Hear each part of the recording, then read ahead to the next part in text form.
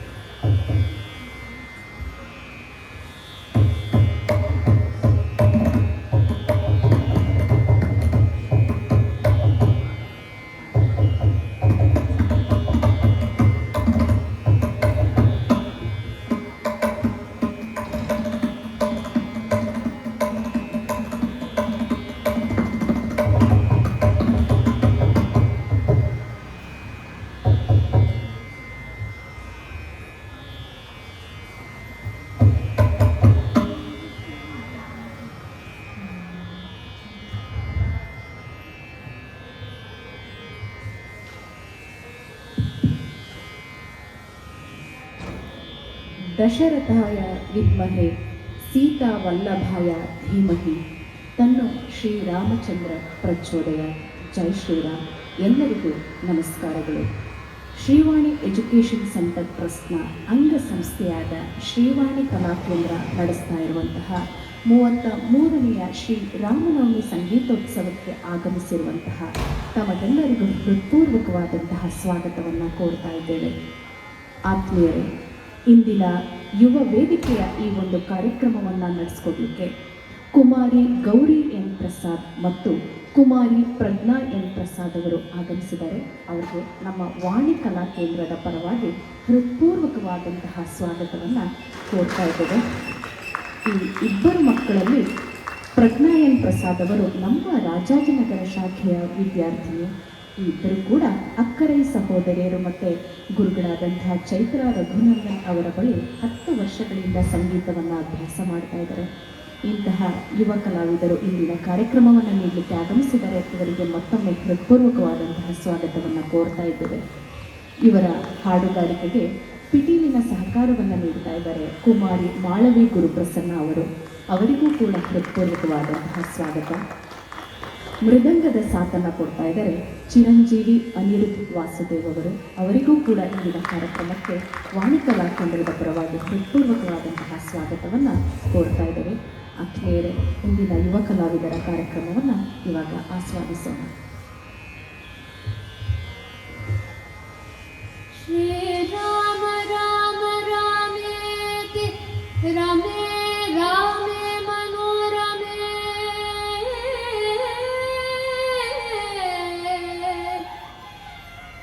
ಶ್ರೀರಾಮ ರಾಮ ರಾಮೇತಿ ರಮೇ ರಾಮೇ ಮನೋರಮೇ ಸಹಸ್ರನಾಮ ತತ್ತುಲ್ಯಂ ರಾಮ ನಾಮ ವರಾನನೇ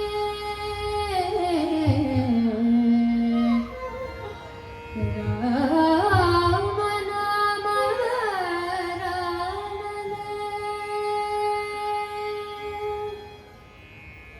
ಎಲ್ಲರಿಗೂ ನಮಸ್ಕಾರ. ರಾಮಾಯಣದ ರಹಸ್ಯಗಳು ಎಂಬ ಇಂದಿನ ಹರಿಕತೆಗೆ ತಮ್ಮೆಲ್ಲರಿಗೂ ಸುಸ್ವಾಗತ. ನಮ್ಮ ತಂಡದ ಇಂದಿನ ಪ್ರಯತ್ನಕ್ಕೆ ತಮ್ಮೆಲ್ಲರ ಆಶೀರ್ವಾದವು ಅತಿ ಮುಖ್ಯವಾದದ್ದು. ರಾಮನವಮಿಯ ಸಮಾರಂಭದ ಇಂದಿನ ಒಂದು ಹರಿಕತೆಯನ್ನು ಶ್ರೀರಾಮನ ಸ್ಮರಣೆಯೊಂದಿಗೆ ಆರಂಭಿಸೋಣ. ಜಯ ಜಾನಕಿ ಕಾಂತ ಜಯ ಸಾಧು ಜನ ವಿನುತ ಜಯ ಮಹಿಮಾನಂತ ಜಯ ಭಾಗ್ಯವಂತ ಜಯ ಜಾನಕಿ ಕಾಂತ ಜಯ ಸಾಧು ಜನ ವಿನುತ ಜಯ ಮಹಿಮಾನಂತ ಜಯ ಭಾಗ್ಯವಂತ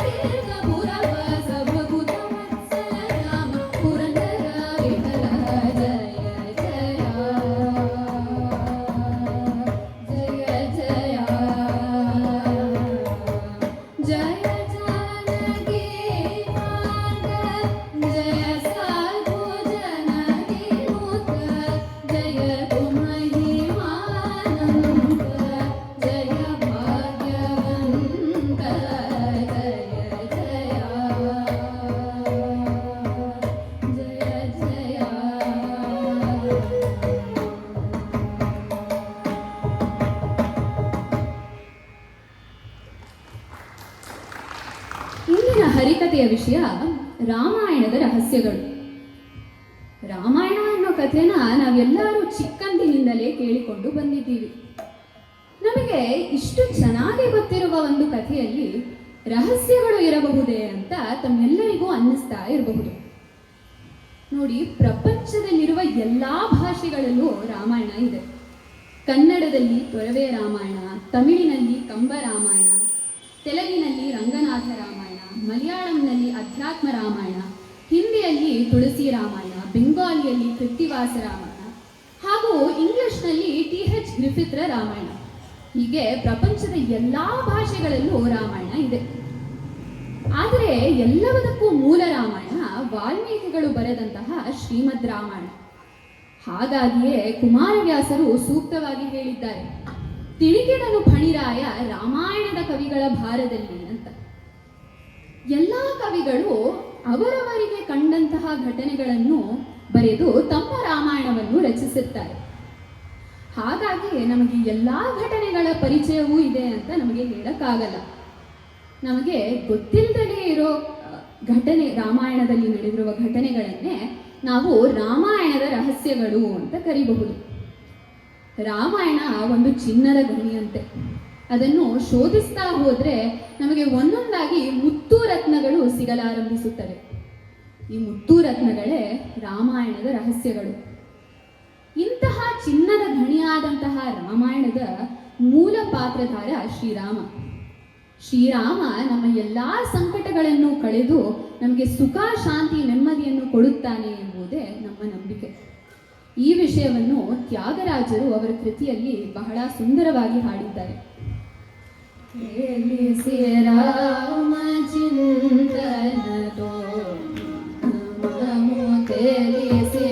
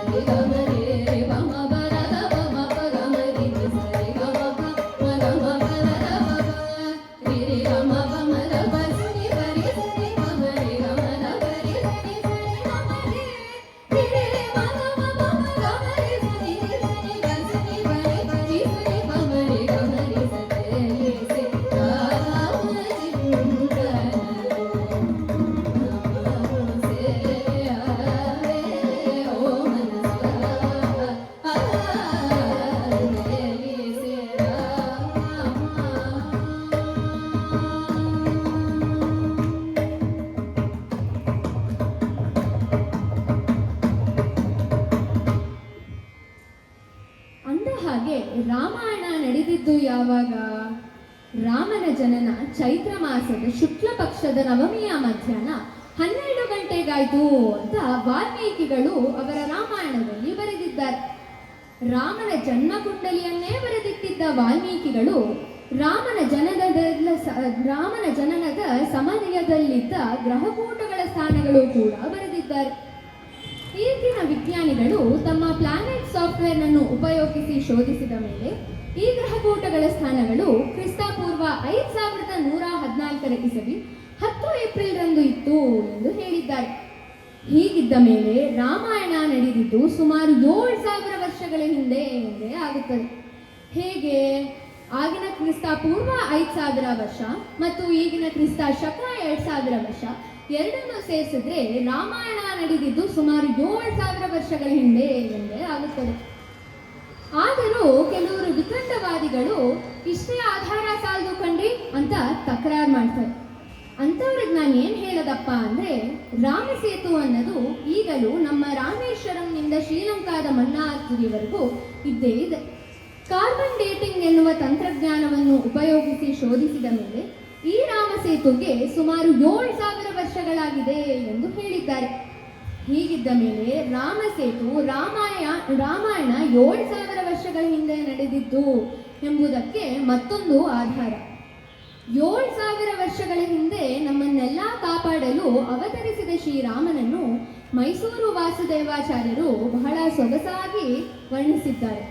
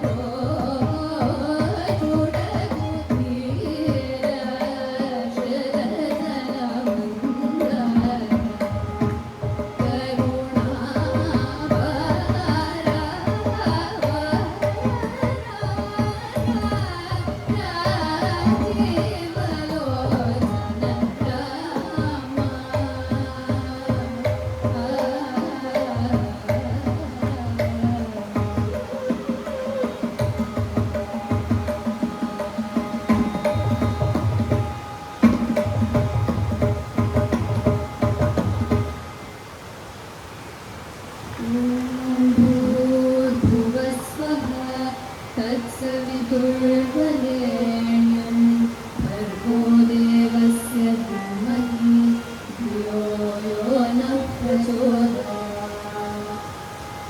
ಈಗ ನಾನು ಪಠಿಸಿದ್ದು ಗಾಯತ್ರಿ ಮಂತ್ರ. ಆದರೆ ರಾಮಾಯಣದ ಹರಿಕಥೆಯ ಮಧ್ಯ ಗಾಯತ್ರಿ ಮಂತ್ರ ಯಾಕೆ ಬಂತು? ರಾಮಾಯಣ ಮೊದಲು ಬಂದದ್ದು, ಗಾಯತ್ರಿ ಮಂತ್ರ ಮೊದಲು ಬಂದದ್ದು. ರಾಮಾಯಣಕ್ಕೂ ಗಾಯತ್ರಿ ಮಂತ್ರಕ್ಕೂ ಏನು ಸಂಬಂಧ? ಈ ಎಲ್ಲ ರಹಸ್ಯಗಳನ್ನು ನಾವೀಗ ಪರಿಶೀಲಿಸೋಣ. ಇದಕ್ಕೆ ಉತ್ತರ ಏನಪ್ಪಾ ಅಂದರೆ, ರಾಮಾಯಣಕ್ಕಿಂತ ಗಾಯತ್ರಿ ಮಂತ್ರವೇ ಪ್ರಾಚೀನವಾದದ್ದು. ತಾವೆಲ್ಲರೂ ಈ ಕಥೆಯನ್ನು ಕೇಳಿರಬಹುದು. ರಾವಣ ಆತ್ಮಲಿಂಗವನ್ನು ಕೈಲಾಸದಿಂದ ಪಡೆದುಕೊಂಡು ಲಂಕೆಗೆ ಹಿಂತಿರುಗಬೇಕಾದರೆ ಇದೇ ಗಾಯತ್ರಿ ಮಂತ್ರವನ್ನು ಪಠಿಸಿ ಅವನ ಸಂಧ್ಯಾ ವಂದನೆಯನ್ನು ಮಾಡಿದ್ದನು ಎಂದು. ಹೀಗಿದ್ದ ಮೇಲೆ ಗಾಯತ್ರಿ ಮಂತ್ರ ರಾಮಾಯಣಕ್ಕಿಂತ ಅವಶ್ಯವಾಗಿ ಪ್ರಾಚೀನವಾದದ್ದು ಅಂತ ನಾವು ಹೇಳಬಹುದು. ಗಾಯತ್ರಿ ಮಂತ್ರದ ಅರ್ಥ ಏನು? ಇದು ಪ್ರತ್ಯಕ್ಷ ದೈವನಾದ ಸೂರ್ಯನಾರಾಯಣನ ಪ್ರಾರ್ಥನೆ. ಇದರ ಅರ್ಥ ಏನಪ್ಪಾ ಅಂದ್ರೆ, ಮಹಾ ತೇಜಸ್ಸಿನಿಂದ ಕೂಡಿರುವ ಓ ಸೂರ್ಯನಾರಾಯಣನೇ, ನಿನ್ನಂತೆಯೇ ನಮ್ಮ ಬುದ್ಧಿಗಳನ್ನು ಉದ್ದೀಪನಗೊಳಿಸು, ನಮ್ಮ ಬುದ್ಧಿಗಳನ್ನು ಚುರುಕುಗೊಳಿಸು ಎಂದರ್ಥ. ಇಲ್ಲಿ ನಾವು ಗಾಯತ್ರಿ ಮಂತ್ರದ ಉದಾರ ಧ್ಯೇಯವನ್ನು ಕಾಣಬಹುದು. ಗಾಯತ್ರಿ ಮಂತ್ರದಲ್ಲಿ ನಾವು ನನ್ನ ಬುದ್ಧಿಯನ್ನು ಉದ್ದೀಪನಗೊಳಿಸು ಎಂದು ಕೇಳಿಲ್ಲ, ಅದು ಸ್ವಾರ್ಥ ಆಗುತ್ತದೆ. ಬದಲಾಗಿ ನಾವು ಗಾಯತ್ರಿ ಮಂತ್ರದಲ್ಲಿ ನಮ್ಮ ಸಮಾಜವನ್ನು ಉದ್ಧಾರ ಮಾಡು ಎಂದು ಕೇಳಿಕೊಂಡಿದ್ದೀವಿ. ಇಲ್ಲಿ ನಾವು ಗಾಯತ್ರಿ ಮಂತ್ರದ ಉದಾರ್ಥತೆಯನ್ನು ಕಾಣಬಹುದು. ಗಾಯತ್ರಿ ಮಂತ್ರಕ್ಕೂ ರಾಮಾಯಣಕ್ಕೂ ಇರುವ ಸಂಬಂಧಕ್ಕೆ ಬರೋಣ. ಗಾಯತ್ರಿ ಮಂತ್ರದಲ್ಲಿ ತತ್ಸವಿತುರ್ವರೇಣ್ಯಂನಿಂದ ಎಣಿಸಿಕೊಂಡು ಹೋದರೆ 24 ಅಕ್ಷರಗಳಿವೆ. ವಾಲ್ಮೀಕಿ ಬರೆದ ಶ್ರೀಮದ್ ರಾಮಾಯಣದಲ್ಲಿ 24,000 ಶ್ಲೋಕಗಳಿವೆ. ಗಾಯತ್ರಿ ಮಂತ್ರದ ಮೊದಲನೆಯ ಅಕ್ಷರ ತ ಅಲ್ವಾ? ಶ್ರೀಮದ್ ರಾಮಾಯಣದ ಮೊದಲನೆಯ ಶ್ಲೋಕ ಯಾವುದು? ತಪಸ್ವಾಧ್ಯಾಯ ನಿರತಂ ತಪಸ್ವಿ ವಾಗ್ವಿದಾಂಬರಂ ನಾರದಂ ಪರಿಪಪ್ರಚ್ಛ ವಾಲ್ಮೀಕಿ ಮುನಿ ಪುಂಗವಂ. ಇದು ರಾಮಾಯಣದ ಮೊದಲನೆಯ ಶ್ಲೋಕ. ರಾಮಾಯಣದ ಮೊದಲನೆಯ ಶ್ಲೋಕದ ಮೊದಲನೆಯ ಅಕ್ಷರ ತ ಅಲ್ಲವೇ? ಹೀಗೆ ರಾಮಾಯಣದ 1001ನೆಯ ಶ್ಲೋಕದ ಮೊದಲನೆಯ ಅಕ್ಷರ ಸ, 2001ನೆಯ ಶ್ಲೋಕದ ಮೊದಲನೆಯ ಅಕ್ಷರ ವಿ. ಹೀಗೆ ಸಾವಿರ ಬಿಟ್ಕೊಂಡು ನಮಗೆ ಸಿಗೋ 24 ಶ್ಲೋಕಗಳಲ್ಲಿ ಮೊದಲನೇ ಅಕ್ಷರಗಳನ್ನು ತೆಗೆದು ಕ್ರಮವಾಗಿ ಜೋಡಿಸಿ ಹಾಡಿದರೆ ನಮಗೆ ಗಾಯತ್ರಿ ಮಂತ್ರ ಸಿಕ್ಬಿಡುತ್ತೆ. ಈ ಗಾಯತ್ರಿ ಮಂತ್ರದ 24 ಅಕ್ಷರಗಳನ್ನು ತೆಗೆದುಕೊಂಡಿರುವ ರಾಮಾಯಣದ 24 ಶ್ಲೋಕಗಳನ್ನು ಪಠಿಸಿದರೆ ಅದಕ್ಕೆ ಗಾಯತ್ರಿ ರಾಮಾಯಣ ಅಂತ ಹೆಸರು. ಸ್ವಯಂ ವಾಲ್ಮೀಕಿಗಳೇ ಹೇಳಿದ್ದಾರೆ, ಗಾಯತ್ರಿ ರಾಮಾಯಣದ 24 ಶ್ಲೋಕಗಳನ್ನು ಪಠಿಸುವುದರಿಂದ ಸಂಪೂರ್ಣ ರಾಮಾಯಣದ 24,000 ಶ್ಲೋಕಗಳನ್ನು ಪಠಿಸಿದಷ್ಟು ಪುಣ್ಯ ಪ್ರಾಪ್ತಿಯಾಗುತ್ತದೆ ಎಂದು. ಆದರೆ ಸ್ವಲ್ಪ ಯೋಚಿಸಿ ನೋಡಿದರೆ ನಮ್ಮಂತಹ ಜನಸಾಮಾನ್ಯರಿಗೆ ಸಂಪೂರ್ಣ ರಾಮಾಯಣದ 24,000 ಶ್ಲೋಕಗಳನ್ನು ಪ್ರತಿನಿತ್ಯ ಪಠಿಸುವುದಕ್ಕೆ ಆಗುವುದಿಲ್ಲ. ಗಾಯತ್ರಿ ರಾಮಾಯಣದ 24 ಶ್ಲೋಕಗಳನ್ನು ಪಠಿಸಲು ನಮಗೆ ಬಹಳ ಕಷ್ಟ, ಏಕೆಂದರೆ ಅದು ಸಂಸ್ಕೃತದಲ್ಲಿ ಇದೆ. ಹಾಗಾಗಿಯೇ ಪುರಂದರದಾಸರು ಹೇಳಿದ್ದಾರೆ, 24,000 ಶ್ಲೋಕಗಳೂ ಬೇಡ, 24 ಶ್ಲೋಕಗಳೂ ಬೇಡ, ಕೇವಲ 2 ಅಕ್ಷರದ ಒಂದು ಸ್ತೋತ್ರವನ್ನು ನಾನು ನಿಮಗೆ ಹೇಳಿಕೊಡ್ತೀನಿ, ಅದನ್ನು ತಾವು ಪಠಿಸುವಿರಾ ಎಂದು. ಅದು ಯಾವ ಮಂತ್ರನಪ್ಪ ಅಂದರೆ, ರಾಮ ಮಂತ್ರವ ಜಪಿಸೋ ಹೇ ಮನುಜ, ರಾಮ ಮಂತ್ರವ ಜಪಿಸೋ ಹೇ ಮನುಜ, ರಾಮ ಮಂತ್ರವ ಜಪಿಸೋ. ಆ ಮಂತ್ರ ಈ ಮಂತ್ರ ನೆಚ್ಚಿನಿಗಿಡಬೇಡ, ಆ ಮಂತ್ರ ಈ ಮಂತ್ರ ನೆಚ್ಚಿನಿಗಿಡಬೇಡ. ಸೋಮಶೇಖರ ತಂದ ಸರಿಗೆ ಬೆಳೆದ ಮಂತ್ರ,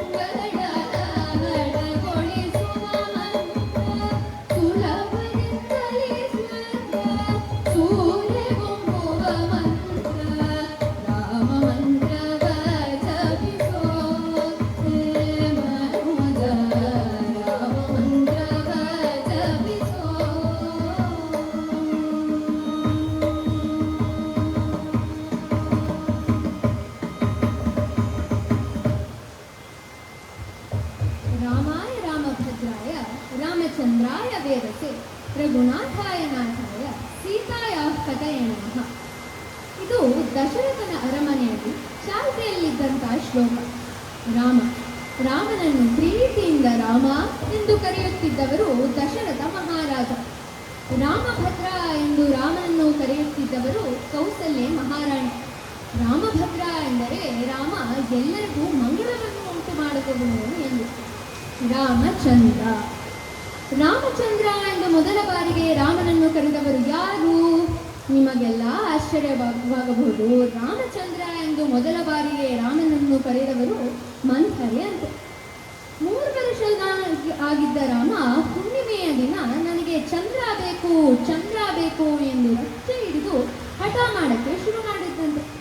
ಆಗ 3 ಜನ ಮಹಾರಾಣಿಯರು ಮತ್ತು ಅರಮನೆಯಲ್ಲಿದ್ದ ಎಲ್ಲಾ ಸಖಿಯರು ರಾಮನನ್ನು ಸಮಾಧಾನಪಡಿಸಲಾಗದೆ ಕಂಗಾಲಾಗೋಗಿದ್ರಂತೆ. ಆಗ ಜಾಣಿಯಾದ ಮಂಥರೆ ಬೋಗುಣಿಯೊಂದರಲ್ಲಿ ನೀರನ್ನು ತುಂಬಿಸಿ ಅದರಲ್ಲಿ ಚಂದ್ರನ ಪ್ರತಿಬಿಂಬವನ್ನು ರಾಮನಿಗೆ ತೋರಿಸುತ್ತಾ, ರಾಮ ನೋಡು ಚಂದ್ರ, ರಾಮಚಂದ್ರ ಎಂದು ಮೊದಲ ಬಾರಿಗೆ ರಾಮನನ್ನು ಬಾಯಿ ತುಂಬ ಕರೆದವರು ಮಂಥರೆ ಅಂತೆ. ಓ, ನಾನು ಮಗು ರಾಮನನ್ನು ಸಮಾಧಾನಪಡಿಸಿದೆ ಎಂಬುವ ಸಂತೋಷದಲ್ಲಿ ಮಂಥರೆ ಮಗು ರಾಮನನ್ನು ಎತ್ತಿಕೊಳ್ಳಲು ಹೋದಾಗ ಕೌಸಲ್ಯ ಮಹಾರಾಣಿ ಅವಳನ್ನು ತಡೆದು, ವಕ್ರವಾದ ಹೆಂಗಸೆ, ವಿಕಾರವಾದ ವೇಳೆ ನಡೆಯುತ್ತದೆ ಅಂತ ಬೈದುಬಿಡ್ತಾಳಂತೆ. ಈ ಅವಮಾನದ ಸೇಡನ್ನು ಮಂಥರೆ ಮನಸ್ಸಿನಲ್ಲಿಯೇ ಇಟ್ಟುಕೊಂಡು ಸರಿಯಾದ ಸಮಯಕ್ಕೆ ರಾಮ, ಲಕ್ಷ್ಮಣ ಮತ್ತು ಸೀತೆಯನ್ನು 14 ವರ್ಷಗಳ ಕಾಲ ವನವಾಸಕ್ಕೆ ಕಳಿಸ್ಬಿಡ್ತಾಳಂತೆ. ಆದರೆ ನಾವು ಮಂಥರೆ ಕೈಕೇಯರನ್ನು ಕೆಟ್ಟವರು ಎಂದು ಹೀಯಾಳಿಸಿದರೆ ಅದು ತಪ್ಪಾಗುತ್ತೆ. ಯಾಕಪ್ಪ ಅಂದರೆ, ಒಂದು ವೇಳೆ 14 ವರ್ಷಗಳ ಕಾಲ ಅವರು ವನವಾಸಕ್ಕೆ ಹೋಗಿರಲಿಲ್ಲ ಅಂದರೆ ರಾಮನೇ ಆಗ್ತಾ ಇರಲಿಲ್ಲ, ರಾವಣ ಸಂಹಾರನೇ ಆಗ್ತಾ ಇರಲಿಲ್ಲ ಮತ್ತು ರಾಮಾಯಣವೇ ನಡೀತಾ ಇರಲಿಲ್ಲ. ಹೀಗಾಗಿ ಮಂಥರೆ ಕೈಕೇಯರನ್ನು ನಮ್ಮ ಪ್ರಾತಸ್ಮರಣೀಯರು ಎಂದು ಕರೆದರೆ ತಪ್ಪಾಗಲಾರದು. ಇಂತಹ ರಾಮಚಂದ್ರನನ್ನು ಬಹಳ ಸೊಗಸಾಗಿ ವರ್ಣಿಸುತ್ತಾ ತುಳಸಿದಾಸರು ಶ್ರೀರಾಮಚಂದ್ರ ಕೃಪಾಳು ಭಜಮನ ಎನ್ನುವ ಒಂದು ಹಾಡನ್ನು ಬರೆದಿದ್ದಾರೆ. ಈಗ ನಾವು ಅದನ್ನು ಕನ್ನಡದಲ್ಲಿ ಹಾಡುತ್ತೇವೆ. ಇದನ್ನು ಕನ್ನಡಕ್ಕೆ ಭಾಷಾಂತರಿಸಿದವರು ನಮ್ಮ ಚಿಕ್ಕಮ್ಮ ರಕ್ಷಾ ಮಹೇಂದ್ರ.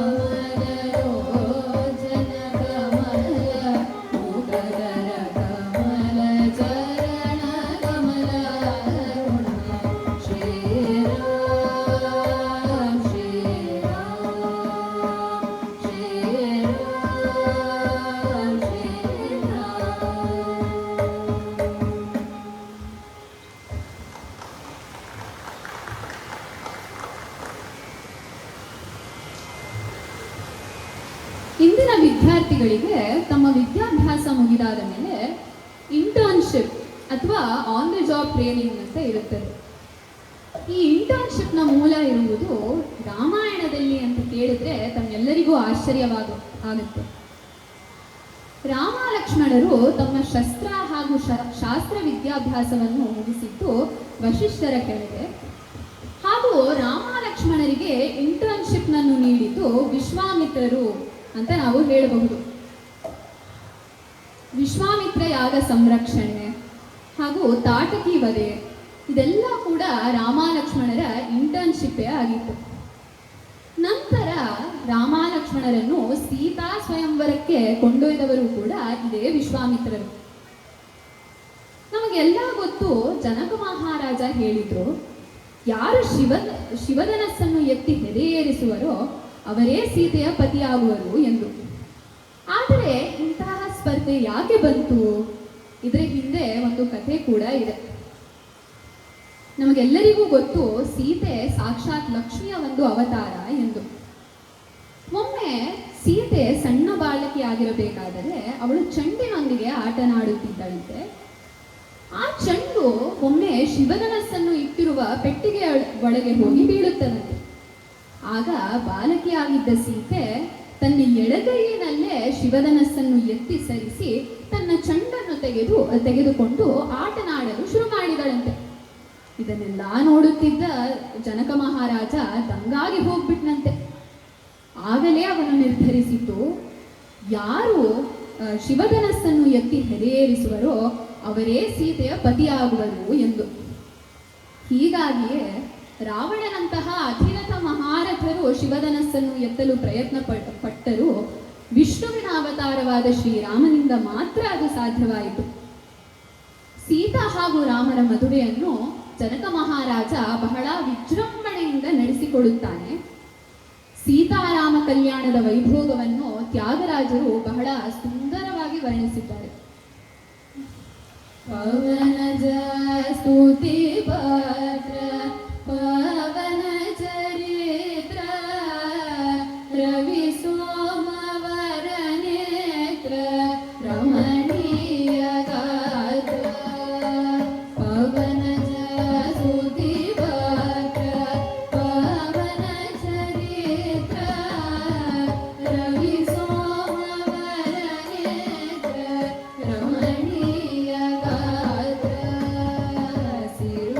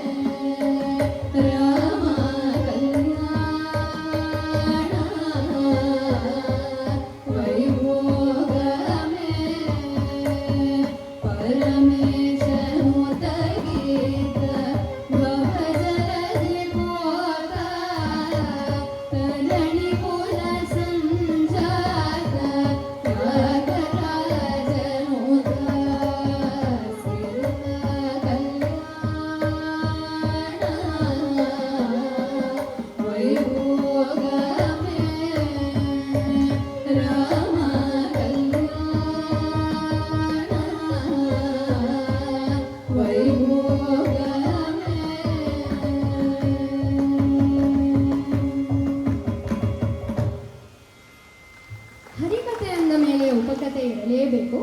ಈಗ ಒಂದು ಉಪಕಥೆ. ಒಂದು ಊರಿನಲ್ಲಿ ಒಂದು ಶಾಲೆಯಲ್ಲಿ ಸೀತಾ ಕಲ್ಯಾಣ ಎಂಬುವ ಪಾಠ ನಡೀತಾ ಇರುತ್ತೆ. ಆ ತರಗತಿಯಲ್ಲಿ ಸೀತಾ ಕಲ್ಯಾಣ ಎಂಬುವ ಪಾಠ ನಡೀತಾ ಇದ್ದಾಗ ಇನ್ಸ್ಪೆಕ್ಟರ್ ಒಬ್ರು ಆ ತರಗತಿಗೆ ಬಂದು ಹಿಂದಿನ ಬೆಂಚಲ್ಲಿ ಹೋಗಿ ಕುಳಿತುಕೊಳ್ಳುತ್ತಾರೆ.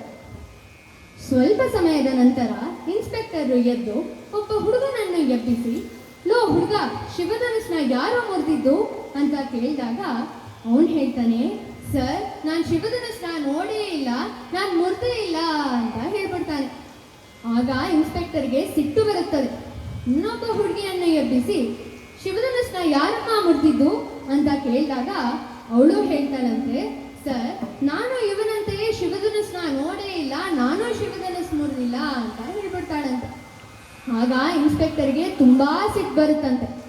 ಸೀದಾ ಹೋಗಿ ತರಗತಿಯ ಶಿಕ್ಷಕರಿಗೆ ಕೇಳ್ತಾರಂತೆ, ರೀ, ಶಿವಧನುಸ್ನ ಯಾರೇ ಮುರಿದಿದ್ದು ಅಂತ ಕೇಳಿದಾಗ ಅವರೂ ಹೇಳ್ತಾರಂತೆ, ಸರ್, ನಾನು ಈ ಎರಡು ಮಕ್ಕಳಂತೆಯೇ ನಾನು ಶಿವಧನುಸ್ನ ನೋಡಿಲ್ಲ, ನಾನು ಶಿವಧನುಸ್ನ ಮುರಿದಿಲ್ಲ ಅಂತ ಹೇಳ್ಬಿಡ್ತಾರೆ. ಆಗ ಇನ್ಸ್ಪೆಕ್ಟರ್ಗೆ ಸಿಟ್ಟು ನೆತ್ತಿಗೆ ಇರುತ್ತೆ.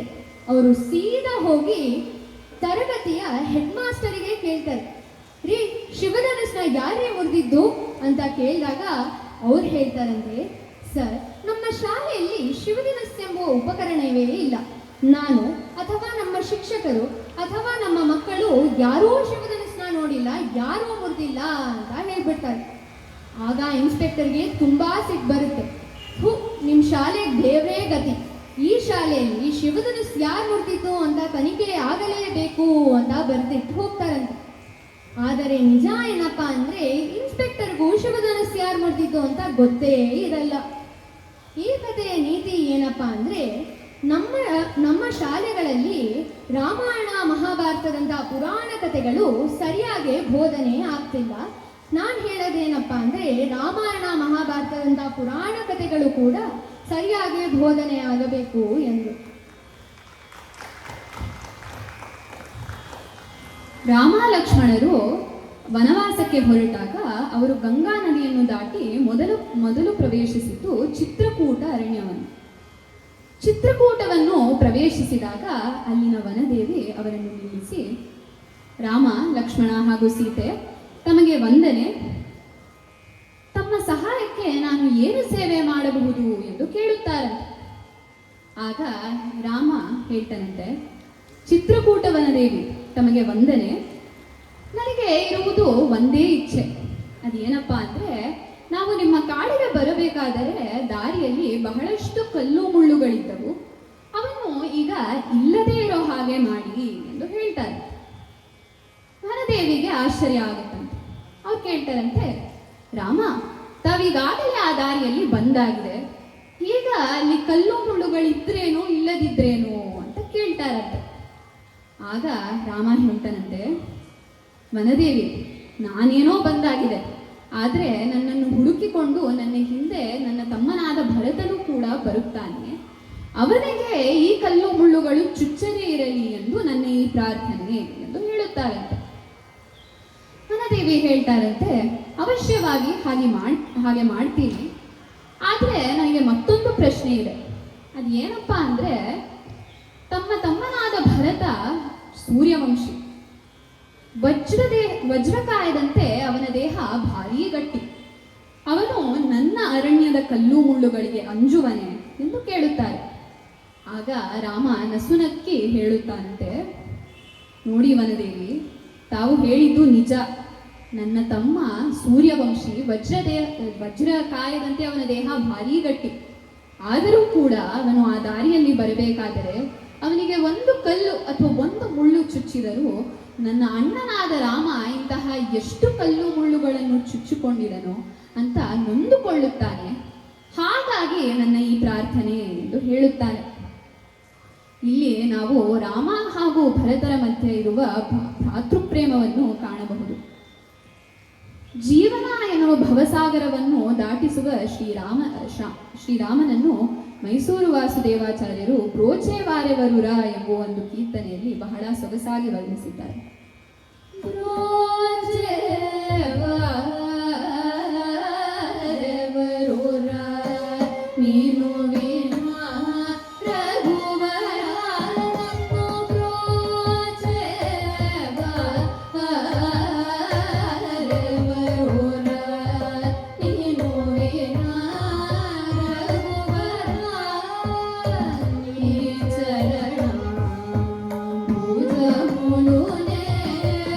We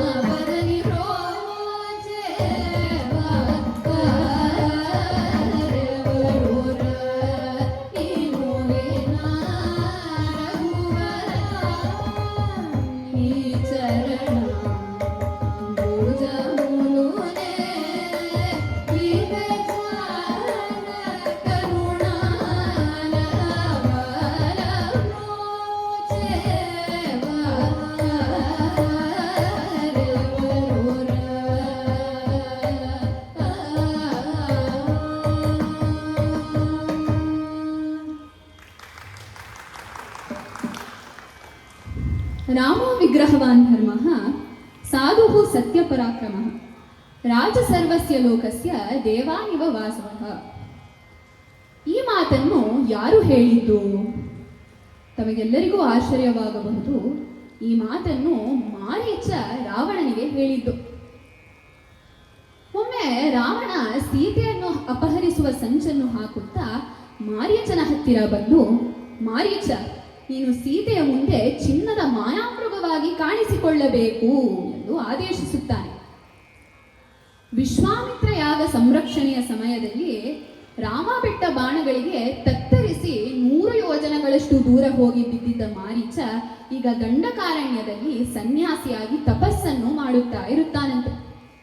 ಹಾಗಾಗಿ ಅವನು ರಾವಣನಿಗೆ ಹೇಳುತ್ತಾನಂತೆ, ನೋಡು ರಾವಣ, ಸೀತೆಯನ್ನು ಅಪಹರಿಸುವ ಸಂಚು ಬೇಡ. ರಾಮ ಅಧರ್ಮದ ಕೆಲಸಗಳನ್ನು ಮಾಡಲ್ಲ, ಅಧರ್ಮದ ಕೆಲಸಗಳನ್ನು ಸಹಿಸುವುದೂ ಇಲ್ಲ. ಅವನ ಜೊತೆ ವೈರ ಬೇಡ. ಹಾಗಿದ್ದ ಮೇಲೆ ನೀನು ನಾಶವಾಗಿ ಹೋಗುತ್ತೀಯ ರಾವಣ ಎಂದು ಹೇಳುತ್ತಾನಂತೆ. ಆಗ ರಾವಣ ಹೇಳ್ತಾನಂತೆ, ಮಾರೀಚ, ನನ್ನೊಂದಿಗೆ ಸಹಕರಿಸು, ಇಲ್ಲವೇ ಸಾಯಲು ಸಿದ್ಧನಾಗು ಎಂದು ಹೇಳಿಬಿಡ್ತಾನಂತೆ. ಆಗ ಮಾರೀಚ ಹೇಳ್ತಾನಂತೆ, ರಾವಣ, ನಾನು ನಿನ್ನೊಂದಿಗೆ ಸಹಕರಿಸಿದರೆ ನಾನು ರಾಮನ ಕೈಯಿಂದ ನಿಧನನಾಗಿ ಸ್ವರ್ಗವನ್ನು ಸೇರಬಹುದು. ಹಾಗಾಗಿ ನಾನು ನಿನಗೆ ಸಹಾಯವನ್ನು ಮಾಡ್ತೀನಿ ಎಂದು ಹೇಳುತ್ತಾನಂತೆ. ಇದಾದ ನಂತರ ಮಾರೀಚ ಸೀತೆಯ ಮುಂದೆ ಚಿನ್ನದ ಮಾಯಾಮೃಗವಾಗಿ ಕಾಣಿಸಿಕೊಂಡ ಕತೆ ನಮ್ಮೆಲ್ಲರಿಗೂ ಗೊತ್ತೇ ಇದೆ. ಇಂತಹ ಧರ್ಮದ ಮೂರ್ತ ರೂಪನಾಗಿದ್ದ ಶ್ರೀರಾಮನನ್ನು ತ್ಯಾಗರಾಜರು ಜಗದಾನಂದಕಾರಕ ಎಂದು ವರ್ಣಿಸುತ್ತಾರೆ. ಜಗದಾನಂದಕಾರಕ ಎಂದರೆ ಶ್ರೀರಾಮ ಜಗದಲ್ಲಿ ಆನಂದವನ್ನು ಪ್ರಾಪ್ತಿ ಮಾಡುವನು ಎಂದು. ಸ ಸಾ ಸ ಸರಿ ಸರಿ ಸ ಸರಿ ಪಾಪ ಸ ಸರಿ ಬರಿ ಸರಿ ಬಮರೆ ಸ ಸಾ ಸ ಸರಿ ಸರಿ ಸ ಸರಿ ಪಾಪ ಸ ಸರಿ ಬರಿ ಸರಿ ಬಮರೆ ನಿ ಬಮರೆ ಸರಿ ಬಮರೆ ಸ ಸ ಪ ಸರಿ ಬಮರೆ ಸ ಸ ಪ ಪ ಬರಿ ಸರಿ ಗಮರೆ ಗ ಮ ಬರಿ ಪ ಸ ಸರಿ ಪ ಸ ಸ ಮ ಬರಿ ಸರಿ ನಿ ಸ ಬರಿ ಮ ಪ ಮ ಗ ಮ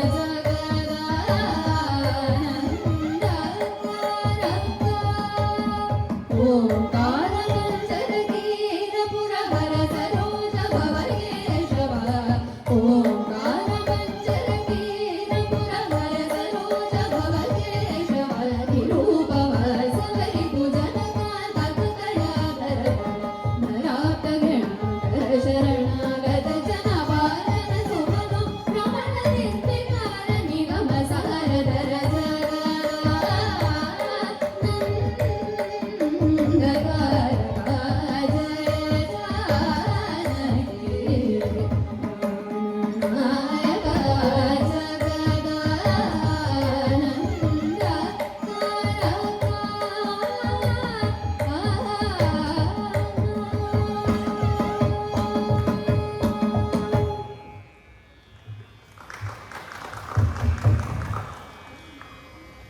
ಕೆಲವು ತಿಂಗಳುಗಳಿಂದ ನಮ್ಮ ದೇಶದಲ್ಲಿ ಧುರಂಧರ್ ಹವಾ ಸೃಷ್ಟಿಯಾಗಿದೆ. ಧುರಂಧರ ಅನ್ನುವರು ಯಾರು?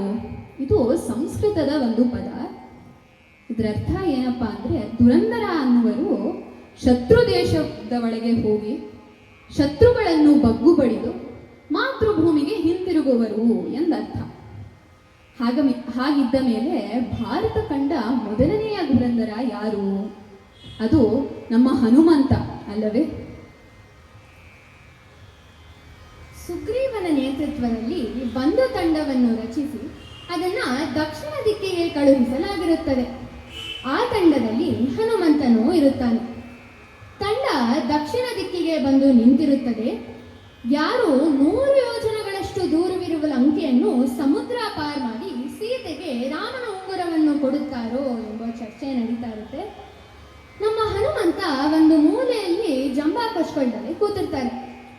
ಹಿರಿಯರಾದ ಜಾಂಬುವಂತರು ಹನುಮನ ಹತ್ರ ಬಂದು, ಹನುಮ, ನೀನು ವಾಯುಪುತ್ರ, ಚಿರಂಜೀವಿ, ಚಿಕ್ಕವನಾಗಿದ್ದಾಗಲೇ ಸೂರ್ಯದೇವನನ್ನೇ ಹಣ್ಣು ಎಂದು ತಿಳಿದು ಅವನನ್ನು ಪಡೆಯಲು ಆಕಾಶಕ್ಕೆ ಹಾರಿದ್ದ ವೀರ, ನಿನ್ನಿಂದ ಮಾತ್ರ ಸೀತಾನ್ವೇಷಣೆ ಸಾಧ್ಯ ಕಣೋ ಎಂದು ಹುರಿದುಂಬಿಸಿ ಹನುಮಂತನನ್ನು ಎಬ್ಬಿಸುತ್ತಾರೆ. ಉತ್ತೇಜಿತನಾದ ಹನುಮಂತ ಸಮೀಪದಲ್ಲಿದ್ದ ಘಟಿಕಾಚಲದ ಮೇಲೆ ನಿಂತು ಒಂದ್ಸತಿ ಜೋರಾಗಿ ಗರ್ಜಿಸ್ತಾನಂತೆ. ಅವನೇನ್ ಗರ್ಜಿಸ್ತಾನಪ್ಪ ಅಂದ್ರೆ ಜೈ ಶ್ರೀರಾಮ್. ಅಲ್ಲಿದ್ದವರಿಗೆಲ್ಲ ಹನುಮಂತನ ವಿಶ್ವರೂಪದ ದರ್ಶನವೇ ಆಯ್ತು ಎನ್ನಬಹುದು. ಘಟಿಕಾಚಲದಿ ನಿಂತ ಶ್ರೀ ಹನುಮಂತ, ಶ್ರೀ ಹನುಮಂತ. ಘಟಿಕಾಚಲದಿ ನಿಂತ ಶ್ರೀ ಹನುಮಂತ, ಶ್ರೀ ಹನುಮಂತ. ಘಟಿಕ ಜಲದಿ ನಿಂತ ಪಟು ಹನುಮಂತನ, ಘಟಿಕ ಜಲದಿ ನಿಂತ ಪಟು ಹನುಮಂತನ. ಪಡೆ ಮಾಡಲು ಘಟದಿ ಬೊರೆವೆನೆಂದು ಘಟಿಕಾಚಲದಿ ನಿಂತ ಶ್ರೀ ಹನುಮಂತ, ಶ್ರೀ ಹನುಮಂತ. ಹನುಮಂತ ಹನುಮಂತ ಘಟಿಕಾಚಲದಿ ನಿಂತ, ಹನುಮಂತ ಹನುಮಂತ ಘಟಿಕಾಚಲದಿ ನಿಂತ. ಶಂಖ ಚಕ್ರವ ಧರಿಸಿ ಭಾಗರಾಮನದ ಸಂಕಟ ಪರಿಹರಿಸಿ. ಪಂಕಜನಾಭ ಶ್ರೀ ಪುರಂದರ ವಿಠಲನ, ಪಂಕಜನಾಭ ಶ್ರೀ ಪುರಂದರ ವಿಠಲನ, ಪುರಂದರ ವಿಠಲನ, ಪುರಂದರ ವಿಠಲನ್, ಪುರಂದರ ವಿಠಲನ, ಪುರಂದರ ವಿಠಲನ್. ಪಂಕಜನಾಭ ಶ್ರೀ ಪುರಂದರ ವಿಠಲನ, ಪಂಕಜನಾಭ ಶ್ರೀ ಪುರಂದರ ವಿಠಲನ. ಲಿಂಗನ ಸೇವಕ ಸಂಕಟ ಕಳೆಯುತ ಘಟಿಕಾಚಲದಿ ನಿಂತ ಶ್ರೀ ಹನುಮಂತ, ಶ್ರೀ ಹನುಮಂತ. ಹನುಮಂತ ಹನುಮಂತ ಘಟಿಕಾಚಲದಿ ನಿಂತ, ಹನುಮಂತ ಹನುಮಂತ ಘಟಿಕಾಚಲದಿ ನಿಂತ, ಘಟಿಕಾಚಲದಿ ನಿಂತ, ಘಟಿಕಾಚಲದಿ ನಿಂತ.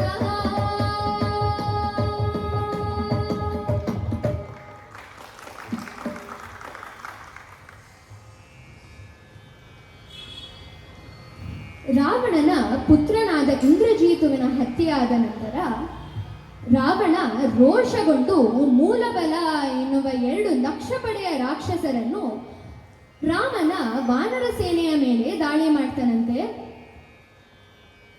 ಮೂಲಬಲದ ಹೊಡೆತಕ್ಕೆ ತತ್ತರಿಸಿ ಹೋದ ವಾನರು ದಿಕ್ಕಾಪಾಲಾಗಿ ಓಡಲಾರಂಭಿಸುತ್ತಾರಂತೆ. ವಾನರ ಸೇನೆಯ ರಕ್ಷಣೆಗೆ ಪಣತೊಟ್ಟ ಶ್ರೀರಾಮ ಗಂಧರ್ವಾಸ್ತ್ರ ಎನ್ನುವ ಸಂಮೋಹಿನಿ ಅಸ್ತ್ರವನ್ನು ರಾವಣನ ಮೂಲಬಲದ ಸೇನೆಯ ಮೇಲೆ ಉಪಯೋಗಿಸುತ್ತಾನಂತೆ. ಈ ಸಂಮೋಹಿನಿ ಅಸ್ತ್ರದಿಂದ ಎಲ್ಲಾ ರಾಕ್ಷಸರಿಗೂ ಅವನ ಪಕ್ಕದ ರಾಕ್ಷಸರೇ ಶ್ರೀರಾಮ ಎಂದು ತಿಳಿದು ಅವರವರೇ ಹೊಡೆದಾಡಿ ಮಡಿಯುತ್ತಾರಂತೆ. ಇದನ್ನು ಪುರಂದರದಾಸರು ಸೊಗಸಾಗಿ ವರ್ಣಿಸಿದ್ದಾರೆ. ಅವನಿಗೆ ಇವ ರಾಮ, ಇವನಿಗೆ ಅವ ರಾಮ, ಅವನಿಯೊಡೆ ಪತೆ ರೂಪವುಂಟೆ. ಅವನಿಗೆ ಇವ ರಾಮ, ಇವನಿಗೆ ಅವ ರಾಮ, ಅವನಿಯೊಡೆ ಪತೆ ರೂಪವುಂಟೆ. ಕ್ಷಣ ಮಾತ್ರದಿರ ಸುರ ದುರುಳರೆಲ್ಲರೂ ಅವರವರ ಹೊಡೆದಾಡಿ ಹತರಾಗಿ ಹೋದರು. ಅಲ್ಲಿ ನೋಡಲು ರಾಮ ಎಂದು ವರ್ಣಿಸಿದ್ದಾರೆ. ಹನುಮಂತನ ಪರಮ ಭಕ್ತರಲ್ಲಿ ಅಗ್ರಗಣ್ಯರು ಎಂದರೆ ನಮ್ಮ ತುಳಸಿದಾಸರು. ತುಳಸಿದಾಸರು ರಾಮಚರಿತಮಾನಸ ಎಂಬುವ ಮಹಾನ್ ರಾಮಾಯಣ ಕಾವ್ಯವನ್ನು ರಚಿಸಿದ್ದಾರೆ. ತುಳಸಿದಾಸರು ಹನುಮಾನ್ ಚಾಲೀಸಾವನ್ನು ರಚಿಸಿದ್ದಾರೆ ಅಂತ ನಮ್ಮೆಲ್ಲರಿಗೂ ತಿಳಿದಿದೆ. ಈ ಹನುಮಾನ್ ಚಾಲೀಸಾದಲ್ಲಿ ಕೂಡ ಒಂದು ರಹಸ್ಯ ಅಡಗಿದೆ. ಅದೇನಪ್ಪ ಅಂದ್ರೆ, ನಮಗೆಲ್ಲರಿಗೂ ಈ ಘಟನೆ ಗೊತ್ತು. ಹನುಮಂತ ಚಿಕ್ಕವನಾಗಿರಬೇಕಾದರೆ ಸೂರ್ಯದೇವನನ್ನೇ ಹಣ್ಣು ಎಂದು ತಿಳಿದು ಅವನನ್ನು ಪಡೆಯಲು ಆಕಾಶಕ್ಕೆ ಹಾರಿದ್ದ ವೀರ. ಈ ಒಂದು ಘಟನೆಯನ್ನು ವರ್ಣಿಸುತ್ತಾ ತುಳಸಿದಾಸರು ಯುಗ ಸಹಸ್ರ ಯೋಜನ ಪರಭಾನು ಎಂದು ಹೇಳಿದ್ದಾರೆ. ಈ ಸಾಲಿನ ಅರ್ಥ ಏನು? ಯುಗ ಎಂದರೆ 12,000 ವರ್ಷಗಳು ಎಂದರ್ಥ. ಹಾಗಿದ್ದ ಮೇಲೆ ಇಲ್ಲಿ ಯುಗ ಎಂದರೆ 12,000 ಎಂಬುವ ಸಂಖ್ಯೆಯ ಪ್ರತೀಕ. ಸಹಸ್ರ ಎಂದರೆ 1000, ಯೋಜನ ಎಂದರೆ 12.8 ಕಿಲೋಮೀಟರ್ಗಳು. ಇಲ್ಲಿ ತುಳಸಿದಾಸರು ಭೂಮಿಗೂ ಹಾಗೂ ಸೂರ್ಯನಿಗೂ ಇರುವ ಅಂತರವನ್ನು ಹೇಳಿದ್ದಾರೆ. ಈಗ ಯುಗ ಸಹಸ್ರ ಯೋಜನ ಎಂದರೆ 12,000 ಇಂಟು 1000 ಇಂಟು 12.8 ಎಂದರೆ 153 ದಶಲಕ್ಷ ಅಥವಾ 153 ಮಿಲಿಯನ್ ಕಿಲೋಮೀಟರ್ಗಳು ಎಂದರ್ಥ. ತುಳಸಿದಾಸರಾದ ಮೇಲೆ ಶತಮಾನಗಳಾದ ನಂತರ ನಮ್ಮ ಈಗಿನ ವಿಜ್ಞಾನಿಗಳು ಕೂಡ ಭೂಮಿಗೂ ಹಾಗೂ ಸೂರ್ಯನಿಗೂ ಇರುವ ಅಂತರ 153 ದಶಲಕ್ಷ ಕಿಲೋಮೀಟರ್ಗಳೇ ಎಂದು ಹೇಳಿದ್ದಾರೆ. ಇದು ತುಳಸಿದಾಸರ ವೈಜ್ಞಾನಿಕ ದೂರದೃಷ್ಟಿಗೆ ಒಂದು ಉದಾಹರಣೆ ಅಂತಾನೆ ನಾವು ಹೇಳಬಹುದು. ತುಳಸಿದಾಸರು, ಸುಶ್ರುತ, ಆರ್ಯಭಟ್ಟ, ಶಕುಂತಲಾದೇವಿ ಇಂತಹ ಮಹಾನ್ ವಿಜ್ಞಾನಿ ಪುತ್ರರನ್ನು ಪಡೆದಿರುವ ನಮ್ಮ ಭಾರತ ದೇಶ ಒಂದು ಮಹಾನ್ ದೇಶ ಅಲ್ಲವೇ? ರಾವಣನ ಸೇನಾಧಿಪತಿಯಾದ ಪ್ರಹಸ್ತನ ಹತ್ಯೆ ಆದ ನಂತರ ದಿಕ್ಕುತೋಚದ ರಾವಣ ತಾನೇ ಯುದ್ಧ ಭೂಮಿ ಮೇಲೆ ಬಂದು ಯುದ್ಧ ಮಾಡಕ್ಕೆ ಶುರು ಮಾಡ್ತಾನಂತೆ. ವೀರಾವೇಶದಿಂದ ಹೋರಾಡಿದ ರಾವಣ ಲಕ್ಷ್ಮಣನನ್ನು ಮೂರ್ಛಿತನಾಗಿಸುತ್ತಾನಂತೆ. ಯುದ್ಧದ ಪಾರಿತೋಷಕವೆಂದು ರಾವಣ ಲಕ್ಷ್ಮಣನ ದೇಹವನ್ನು ಎತ್ತಿಕೊಳ್ಳಲು ಹೋದಾಗ ಅದು ಸಾಧ್ಯವಾಗುವುದಿಲ್ಲ. ಕೈಲಾಸವನ್ನೇ ಎತ್ತಿ ನಡುಗಿಸಿಟ್ಟಿದ್ದ ರಾವಣನಿಗೆ ಲಕ್ಷ್ಮಣನ ದೇಹವನ್ನು ಎತ್ತಿಕೊಳ್ಳಲು ಆಗಲಿಲ್ಲ. ಏಕೆಂದರೆ ಲಕ್ಷ್ಮಣ ಆದಿಶೇಷನ ಅವತಾರ ತಾನೆ. ಇದನ್ನೆಲ್ಲ ನಿಂತ್ಕೊಂಡು ನೋಡ್ತಿದ್ದ ಹನುಮಂತ ಮುನ್ನುಗ್ಗಿ ಲಕ್ಷ್ಮಣನ ದೇಹವನ್ನು ಎತ್ತಿಕೊಂಡು ಒಂದು ಸುರಕ್ಷಿತವಾದ ತಾಣಕ್ಕೆ ಸ್ಥಳಾಂತರಿಸುತ್ತಾನಂತೆ. ಹನುಮಂತ ಹಿಂತಿರುಗಿ ಬರುವಾಗ ರಾಮ ರಾವಣರ ಮಧ್ಯ ಘೋರವಾದ ಯುದ್ಧ ಆಗ್ತಾ ಇರುತ್ತಂತೆ. ರಾವಣ ಅವನ ರಥದ ಮೇಲೆ ನಿಂತು ಯುದ್ಧ ಮಾಡ್ತಾ ಇದ್ರೆ ಶ್ರೀರಾಮ ಭೂಮಿಯ ಮೇಲೆ ನಿಂತು ಯುದ್ಧ ಮಾಡ್ತಾ ಇರ್ತಾನಂತೆ. ರಾಮನ ಬಲ ಹೆಚ್ಚಿಸಲು ಹನುಮಂತ ರಾಮನನ್ನು ಅವನ ಭುಜದ ಮೇಲೆ ಕೂರಿಸಿಕೊಂಡು ಅವನ ಬಲವನ್ನು ಹೆಚ್ಚಿಸುತ್ತಾನಂತೆ. ಆಗ ರಾಮ ರಾವಣನ ಮೇಲೆ ಘೋರವಾದ ಯುದ್ಧ ಮಾಡ್ತಾನಂತೆ. ಸ್ವಲ್ಪ ಸಮಯದ ನಂತರ ರಾವಣ ನಿರಾಯುಧನಾಗುತ್ತಾನೆ. ಅವನಿಗೆ ಆಯಾಸವಾಗುತ್ತದೆ. ಅವನ ರಥವೆಲ್ಲ ಚೂರ್ ಚೂರಾಗಿ ಅಲ್ಲಿ ಭೂಮಿಯ ಮೇಲೆ ಬಿದ್ದಿರುತ್ತದೆ. ಅವನ ಸಾರಥಿ ಗಾಯಗೊಂಡಿರುತ್ತಾನಂತೆ. ಇದನ್ನೆಲ್ಲ ನಿಂತ್ಕೊಂಡು ನೋಡ್ತಿದ್ದ ಶ್ರೀರಾಮ ಕರುಣೆಯಿಂದ, ನೋಡು ರಾವಣ, ಈಗ ನೀನು ನಿರಾಯುಧನಾಗಿದ್ದೀಯಾ, ನಿನಗೆ ಆಯಾಸವಾಗಿದೆ, ನಿನ್ನ ಸಾರಥಿ ಪಾಪ ಗಾಯಗೊಂಡಿದ್ದಾನೆ. ನಾನು ಮನಸ್ಸು ಮಾಡಿದರೆ ನಿನ್ನನ್ನು ಕೇವಲ ಒಂದೇ ಬಾಣದಲ್ಲಿ ಸಂಹಾರ ಮಾಡಬಹುದು, ಆದರೆ ನಾನು ಹಾಗೆ ಮಾಡಲ್ಲ. ನೀನೀಗ ನಿನ್ನ ಅರಮನೆಗೆ ಹೋಗಿ ವಿಶ್ರಾಂತಿ ಪಡೆದುಕೋ, ನಾಳೆ ನನ್ನೊಮ್ಮೆ ಯುದ್ಧ ಮಾಡುವಂತೆ ಎಂದು ಶ್ರೀರಾಮ ಕರುಣೆಯಿಂದ ಹೇಳಿ ರಾವಣನನ್ನು ಅವನ ಅರಮನೆಗೆ ಕಳಿಸುತ್ತಾನಂತೆ. ಶ್ರೀರಾಮನ ಈ ಔದಾರ್ಯದ ಗುಣವನ್ನು ವರ್ಣಿಸುತ್ತಾ ವೇದಾಂತ ದೇಶಿಕರವರು ಅವರ ರಘುವೀರ ಗದ್ಯವನ್ನು ಬರೆದಿದ್ದಾರೆ. ಜಯ ಜಯ ಮಹಾವೀರ ಮಹಾಧೀರ ಧೋರೇಯ ದೇವಾಸುರ ಸಮರ ಸಮಯ ಸಮುದಿತ ನಿಖಿಲ ನಿರ್ಜರ ನಿರ್ಧಾರಿತ ನಿರವಧಿಕ ಮಾತ್ಮ್ಯ ದಶವದನ ದಮಿತ ದೈವದ ಪರಿಷದ ಭಕ್ತಿ ದದಾಶ್ರತಿ ಭಾವ ದಿನಕರ ಕುಲ ಕಮಲ ದೇವಾಕರ ದಿವಿಷದ ನಿಪತಿರಣ ಸಹಚರಣ ಚತುರದ ಶರತ ಚರ ಮರಣ ವಿಮೋಚನ ಕೋಸಲ ಸುತ ಕುಮಾರ ಭಾವದಂಶುಕಿತ ಕಾರಣ ಕಾರ ಕೌಮಾರ ಕೇಳಿ ಗೋಪಾಲಿತ ಕೌಶಿಕಾಧ್ವರ ರಣಾಧ್ವರ ಧುರ್ಯ ಭವ್ಯ ದೇವ್ಯಾಸ್ತ್ರ ವೃಂದ ವಂದಿತ ಪ್ರಣತ ಜನ ವಿಮತ ವಿಮತನ ದೋಲಲಿತ ದೋಲಲಿತ ತನುತರ ವಿಷಿತ ವಿತಾಡನ ವಿಘಟಿತ ವಿಶರಾರು ಶರಾರು ತಾಟಕ ತಾಟಕೇಯ ಜಟ ಕಿರಣ ಸಕಲದರ ಜಟಿಲ ನಟಪಟಿ ಮುಕುಟ ತಟ ನಟನ ಪಟುಗಿ ಬುಧ ಸರಿದತಿ ಬಹುಳ ಮಧುಗರನ ಲಲಿತ ಪರ ನಲಿನದ ಜೌಪನಿರಿತ ನಿಜ ಪ್ರಜಿನ ಜಹದು ಬಲ ತನು ರುಚಿರ ಪರಮ ಮುನಿವರ ಯುವತಿ ನುತ ಕುಶಿಕ ಸುತ ಕಥಿತ ವಿದಿತ ನವ ವಿವಿಧ ಕಥಾ ಮೈಥಿಲ ನಗರ ಸುಲೋಚನ ಲೋಚನ ಚಕೋರ ಚಂದ್ರ ಖಂಡ ಪರಶು ಕೋದಂಡ ಪ್ರಖಂಡ ಖಂಡನ ಶೋಂಡ ಭುಜದಂಡ ಚಂಡಕರ ಕಿರಣ ಮಂಡಲ ಬೋಧಿತ ಪುಂಡರಿ ಕವನ ರುಚಿ ಲೋಚನ ಮೋಚಿತ ಜನಕ ಹೃದಯ ಶಂಕ ತಂತ್ರ ಪರಿಹೃತ ನಿಖಿಲ ನರಪತಿ ವರ್ಣ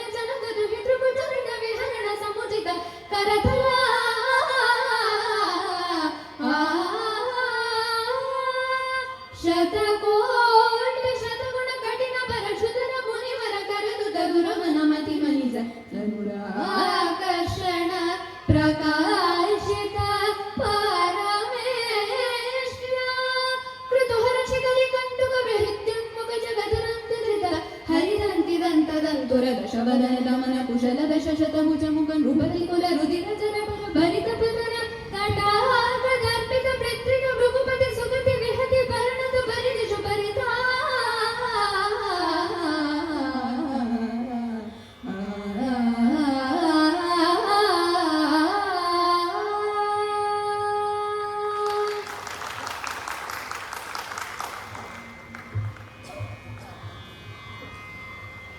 ಜನನೀ ಜನ್ಮಭೂಮಿಶ್ಚ ಸ್ವರ್ಗಾದಪಿ ಗರಿಯಸಿ. ಈ ಮಾತನ್ನು ಸಾಕ್ಷಾತ್ ಶ್ರೀರಾಮನೇ ಅವನ ತಮ್ಮನಾದ ಲಕ್ಷ್ಮಣನಿಗೆ ಹೇಳಿದ್ದನು. ರಾವಣ ಸಂಹಾರವಾದ ಮೇಲೆ ವೈಭವೋಪೇತವಾದ ಲಂಕೆ ರಾಮ ಲಕ್ಷ್ಮಣರ ಕೈವಶವಾಗುತ್ತದೆ. ಆಗ ವೈಭವೋಪೇತವಾದ ಲಂಕೆಯನ್ನು ಕಂಡು ಬೆರಗಾದ ಲಕ್ಷ್ಮಣ ರಾಮನನ್ನು ನೋಡುತ್ತಾ ಹೇಳುತ್ತಾನಂತೆ, ನೋಡು ಅಣ್ಣ, ವಜ್ರ ವೈಢೂರ್ಯಗಳಿಂದ ತುಂಬಿರುವ ಲಂಕೆ ಈಗ ನಮ್ಮ ಕೈವಶವಾಗಿದೆ. ನಾವು ಯಾತಕ್ಕಾಗಿ ಅಯೋಧ್ಯೆಯಿಂದ ನಮ್ಮ ರಾಜಧಾನಿಯನ್ನು ಲಂಕೆಗೆ ಸ್ಥಳಾಂತರಿಸಿ ಇಲ್ಲೇ ನೆಲೆಸಬಾರದು ಎಂದು ಕೇಳುತ್ತಾನಂತೆ. ಆಗ ರಾಮ ನಸುನಕ್ಕು ಲಕ್ಷ್ಮಣನನ್ನು ನೋಡುತ್ತಾ ಹೇಳ್ತಾನಂತೆ, ಅಪಿ ಸ್ವರ್ಣಮಯಿ ಲಂಕಾ ನಮೀ ಲಕ್ಷ್ಮಣ ರೋಚತೆ ಜನನೀಯ ಜನ್ಮಭೂಮಿಶ್ಚ ಸ್ವರ್ಗಾದಪಿ ಗರಿಯಸಿ ಅಂತ. ಈ ಮಾತಿನ ಅರ್ಥ ಏನಪ್ಪ ಅಂದ್ರೆ, ನೋಡು ಲಕ್ಷ್ಮಣ, ಲಂಕೆ ಎಷ್ಟೇ ವೈಭವೋಪೇತವಾಗಿದ್ದರೂ ಅದು ನಮಗೆ ಬೇಡ. ಏಕೆಂದರೆ ನಾವು ಜನಿಸಿದ ಜನ್ಮಭೂಮಿ ಹಾಗೂ ನಮ್ಮನ್ನು ಜನಿಸಿದ ತಾಯಿಯೇ ನಮಗೆ ಸ್ವರ್ಗಕ್ಕಿಂತ ಮಿಗಿಲಾದವರು ಎಂದು. ಇಲ್ಲಿ ನಾವು ರಾಮನ ದೇಶಪ್ರೇಮವನ್ನು ಕಾಣಬಹುದು. ಇಂತಹ ದೇಶಪ್ರೇಮವನ್ನು ನಮ್ಮಂತಹ ಯುವಕರು ಮೈಗೂಡಿಸಿಕೊಂಡರೆ ಭಾರತ ಅತ್ಯಂತ ಬಲಿಷ್ಠ ರಾಷ್ಟ್ರವಾಗುವುದರಲ್ಲಿ ಸಂದೇಹನೇ ಇಲ್ಲ ಅಲ್ವಾ? ವಾಲ್ಮೀಕಿಗಳು ರಾಮನನ್ನು ಮರ್ಯಾದಾ ಪುರುಷೋತ್ತಮ ಎಂದು ವರ್ಣಿಸಿದ್ದಾರೆ. ರಾಮನೇ ಪೇಚುಗೆಗೆ ಸಿಲುಕಿದ ಪ್ರಸಂಗವನ್ನು ಈಗ ನಾನು ನಿಮಗೆ ಹೇಳುತ್ತೇನೆ. ಸೀತೆಯನ್ನು ಹುಡುಕುತ್ತಾ ಲಂಕೆಗೆ ಹೋಗಬೇಕು ಎಂಬುವ ಸಮಯದಲ್ಲಿ ಮಧ್ಯ ಒಂದು ಸಮುದ್ರ ಬರುತ್ತದೆ. ಸಮುದ್ರದ ಮೇಲೆ ಒಂದು ಸೇತುವೆ ನಿರ್ಮಾಣ ಮಾಡೋಣ ಅಂತ ಎಲ್ಲರೂ ಅನ್ಕೋತಾರೆ. ಹನುಮಂತ ಎಲ್ಲಾ ಬಂಡೆಗಳ ಮೇಲೂ ರಾಮ ರಾಮ ರಾಮ ಅಂತ ಬರೆದು ಅದನ್ನ ಸಮುದ್ರಕ್ಕೆ ಎಸೆದಾಗ ಅದು ತೇಲ್ಕೊಂಡು ಅದರ ಜಾಗಕ್ಕೆ ಹೋಗಿ ಕೂತ್ಕೊಳ್ಳುತ್ತೆ. ಎಲ್ಲಾ ಕಪಿಗಳು ಇದನ್ನ ನೋಡ್ಬಿಟ್ಟು ಹಿಂಗೆಲ್ಲ ಆಗುತ್ತಾ ಅಂತ ಅವುಗಳು ಎಲ್ಲಾ ಬಂಡೆಗಳ ಮೇಲೂ ರಾಮ ರಾಮ ರಾಮ ಅಂತ ಬರೆದು ಅದನ್ನ ಸಮುದ್ರಕ್ಕೆ ಎಸೆದಾಗ ಅದು ತೇಲ್ಕೊಂಡು ಅದ್ರ ಜಾಗಕ್ಕೆ ಹೋಗಿ ಕೂತ್ಕೊಳ್ಳುತ್ತಂತೆ. ಇದನ್ನೆಲ್ಲ ನಿಂತ್ಕೊಂಡು ನೋಡ್ತಿದ್ದ ಶ್ರೀರಾಮ ಒಂದು ಯೋಚನೆಯಲ್ಲಿ ತೊಡಗು ಹೋಗ್ಬಿಡ್ತಾನಂತೆ. ಈ ಕಪಿಗಳು ನನ್ನ ಹೆಸರು ಬರೆದು ಆ ಬಂಡೆಗಳನ್ನು ಸಮುದ್ರಕ್ಕೆ ಎಸೆದಾಗ ಅದು ತೇಲ್ಕೊಂಡು ಅದ್ರ ಜಾಗಕ್ಕೆ ಹೋಗಿ ಕೂತ್ಕೊಳ್ಳುತ್ತೆ. ನಾನೇ ಸಾಕ್ಷಾತ್ ಶ್ರೀರಾಮನೇ ಒಂದು ಬಂಡೆಯನ್ನ ಎಸೆದ್ರೆ ಏನಾಗುತ್ತೆ ನೋಡೋಣ ಎಂದು ಶ್ರೀರಾಮ ಯಾರಿಗೂ ಕಾಣಿಸ್ದಲೇ ಇರೋ ಅಂತ ಒಂದು ಸ್ಥಳಕ್ಕೆ ಹೋಗಿ ಒಂದು ಬಂಡೆಯನ್ನು ತಗೊಂಡು ಅದನ್ನ ಎಸಿತಾನಂತೆ. ಅದು ಡುಬುಕ್ ಅಂತ ಮುಳುಗಿ ಹೋಗ್ಬಿಡುತ್ತಂತೆ. ಹನುಮಂತ ದೂರದಿಂದ ನೋಡ್ತಾ ಇರ್ತಾನೆ. ಅದಕ್ಕೆ ಶ್ರೀರಾಮನಿಗೆ ಸ್ವಲ್ಪ ನಾಚಿಕೆ ಆಗುತ್ತೆ. ಶ್ರೀರಾಮ ಹನುಮಂತನ ಹತ್ರ ಹೋಗಿ ಕೇಳ್ತಾನಂತೆ, ನೋಡು ಹನುಮ, ನೀವು ಕಪಿಗಳು ನನ್ನ ಹೆಸರು ಬರೆದು ಆ ಬಂಡೆಯನ್ನು ಸಮುದ್ರಕ್ಕೆ ಎಸೆದಾಗ ಅದು ತೇಲ್ಕೊಂಡು ಅದ್ರ ಜಾಗಕ್ಕೆ ಹೋಗಿ ಕೂತ್ಕೊಳ್ತು. ನಾನೇ ಸಾಕ್ಷಾತ್ ಶ್ರೀರಾಮನೇ ಆ ಬಂಡೆಯನ್ನು ಎಸೆದಾಗ ಅದು ಏಕೆ ಮುಳುಗೋಯ್ತು ಅಂತ ಕೇಳಿದಾಗ ಹನುಮಂತ ಕೈ ಜೋಡಿಸಿ ಹೇಳ್ತಾನಂತೆ, ನೋಡಿ ಶ್ರೀರಾಮ, ನೀವು ಆ ಬಂಡೆ ಕೈ ಬಿಟ್ಬಿಟ್ರಿ, ಅದರ ಮೇಲೆ ಅದಕ್ಕೆ ರಾಮನಾಮದ ಬಲವೂ ಇರಲಿಲ್ಲ. ಹಾಗೆ ಜೀವನದಲ್ಲಿ ನಮ್ಮ ಕೈಗಳನ್ನು ಬಿಟ್ಬಿಟ್ರೆ ನಾವು ಜೀವನ ಎನ್ನುವ ಭವಸಾಗರದಲ್ಲಿ ಮುಳುಗೋಗ್ತೀವಿ. ನಮ್ಮ ಕೈಯನ್ನು ಯಾವತ್ತೂ ಬಿಡಬೇಡಿ ಪ್ರಭು ಅಂತ ಕೇಳ್ಕೊತಾನಂತೆ. ಈ ಕಥೆಯಿಂದ ನಮಗೇನು ತಿಳಿಯುತ್ತಪ್ಪ ಅಂದ್ರೆ, ಶ್ರೀರಾಮ ನಮ್ಮ ಕೈಗಳನ್ನು ಯಾವಾಗ ತನಕ ಭದ್ರವಾಗಿ ಇಟ್ಕೊಂಡಿರ್ತಾನೋ ಆವಾಗ ತನಕ ನಾವು ಸುಖ ಶಾಂತಿ ನೆಮ್ಮದಿಯಲ್ಲಿ ಇರಬಹುದು. ಆದರೆ ಯಾವ ಕ್ಷಣ ಶ್ರೀರಾಮ ನಮ್ಮ ಕೈ ಬಿಡ್ತಾನೋ ನಾವು ಜೀವನ ಎನ್ನುವ ಮಹಾಸಾಗರದಲ್ಲಿ ಮುಳುಗೋಗ್ತೀವಿ ಎಂದೇ ಹೇಳಬಹುದು. ಸೇತು ನಿರ್ಮಾಣವಾದ ಮೇಲೆ ಲಂಕೆಗೆ ರಾಮ ಲಕ್ಷ್ಮಣ ಹಾಗೂ ಹನುಮಂತ ಹೋಗಿ ರಾವಣ ಸಂಹಾರವನ್ನು ಮಾಡಿ ಸೀತೆಯನ್ನು ಕರೆದುಕೊಂಡು ಅಯೋಧ್ಯೆಗೆ ಹಿಂದಿರುಗುತ್ತಾರಂತೆ. ಕಲಿದವರ ಸೇತು ಬಂದಂ ಕಲನಿಸೀಮ ಪಿಶಿತಾಶನ ಕಲನಂ ಮುರದಶ ಗಂಟ ವಿವರಂ ಅತಿಧೀರಂ ಜ್ವಲನ ಪೂತ ಜನಕ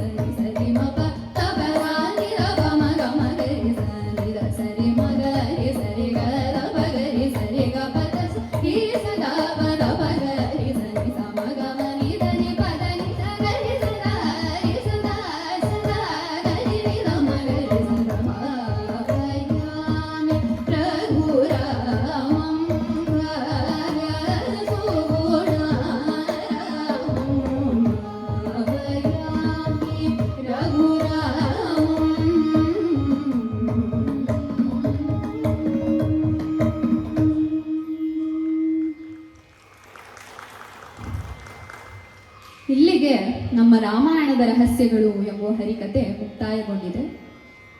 ತಾವೆಲ್ಲರೂ ಇಲ್ಲಿ ಬಂದು ಕೇಳಿಸಿಕೊಂಡಿದ್ದಕ್ಕೆ ಬಹಳ ಧನ್ಯವಾದಗಳು. ಈಗ ಶ್ರೀರಾಮನಿಗೆ ಮಂಗಳವನ್ನು ಹಾಡಿ ಮುಕ್ತಾಯಗೊಳಿಸೋಣ.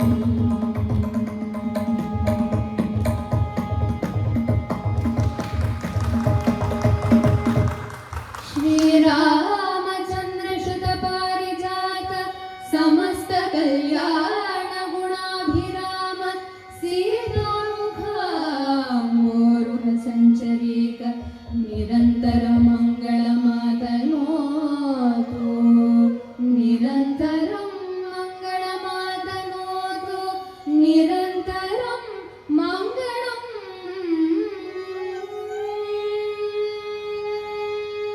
धन्यवाद.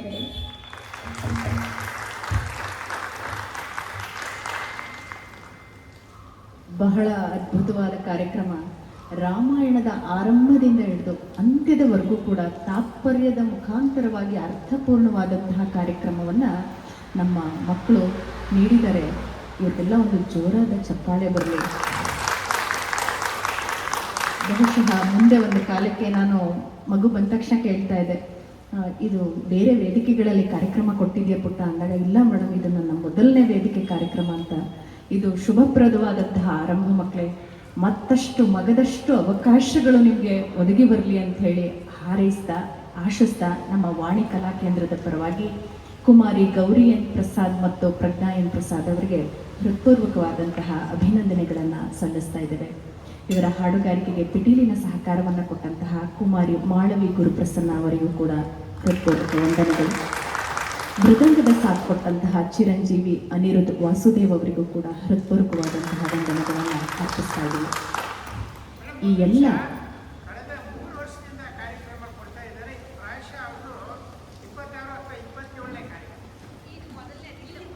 ನಮ್ಮ ಶಾಲೆಗೆ ಇದು ಮೊದಲನೇ ಕಾರ್ಯಕ್ರಮ. ಮಗು ಕೇಳಿದಾಗ ನನಗೆ ಇಲ್ಲ ಮೇಡಮ್ ಅಂತ ಹೇಳ್ತು. ಇರಲಿ, ನಮ್ಮ ಶಾಲೆಗೆ ಇದು ಮೊದಲನೆಯ ಕಾರ್ಯಕ್ರಮ, ಶುಭಪ್ರದ ಅಂತ ಹೇಳಿ ಅಂದ್ಕೊಂಡಿದ್ದೀವಿ ಸರ್. ಮತ್ತಷ್ಟು ವೇದಿಕೆಗಳಲ್ಲಿ ಹಾಡುವಂತಹ ಒಂದು ಅದ್ಭುತ ಅವಕಾಶಗಳು ಮಕ್ಕಳಿಗೆ ದೊರಕಲಿ ಅಂತ ಹೇಳಿ ಹಾರೈಸ್ತಾ ಇದ್ದೀವಿ. ಈ ಎಲ್ಲ ಯುವ ಕಲಾವಿದರಿಗೂ ಕೂಡ ಗೌರವ ಸಮರ್ಪಣೆಯ ಮೂಲಕ ಎಲ್ಲ ಯುವ ಕಲಾವಿದರನ್ನು ಆಶೀರ್ವದಿಸಬೇಕು ಅಂತೇಳಿ ನಮ್ಮ ಬಸವೇಶ್ವರ ನಗರ ಶಾಖೆಯ ಪ್ರಾಂಶುಪಾಲರಾದಂತಹ ಶ್ರೀಮತಿ ಸೀಮಾ ಗೌರ್ ಮೇಡಮ್ ಅವರನ್ನು ಕೇಳ್ಕೊಳ್ತಾ ಇದ್ದೇವೆ.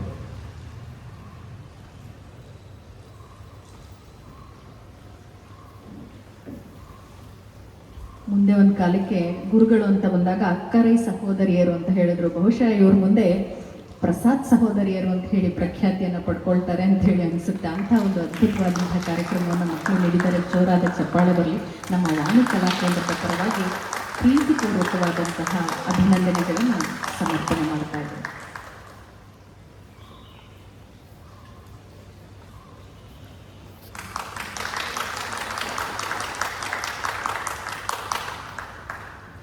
ಕುಮಾರಿ ಮಾಳವಿ ಗುರುಪ್ರಸನ್ನ ಅವರು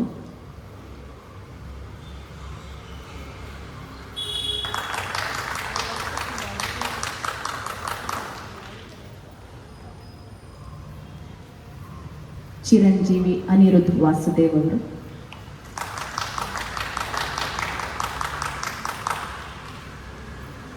ನಿಮ್ಮೆಲ್ಲರ ಭವಿಷ್ಯ ಉಜ್ವಲವಾಗಿರಲಿ ಅಂತೇಳಿ ಹಾರೈಸ್ತಾ ಯುವ ಕಲಾವಿದರ ವೇದಿಕೆ ಕಾರ್ಯಕ್ರಮವನ್ನು ಮುಕ್ತಾಯಗೊಳಿಸ್ತಾ ಇದ್ದೀವಿ. ಇನ್ನೇನು ಕೆಲವೇ ಕ್ಷಣಗಳಲ್ಲಿ ಹಿರಿಯ ಕಲಾವಿದರ ಕಾರ್ಯಕ್ರಮ ಪ್ರಾರಂಭವಾಗ್ತಾ ಇದೆ.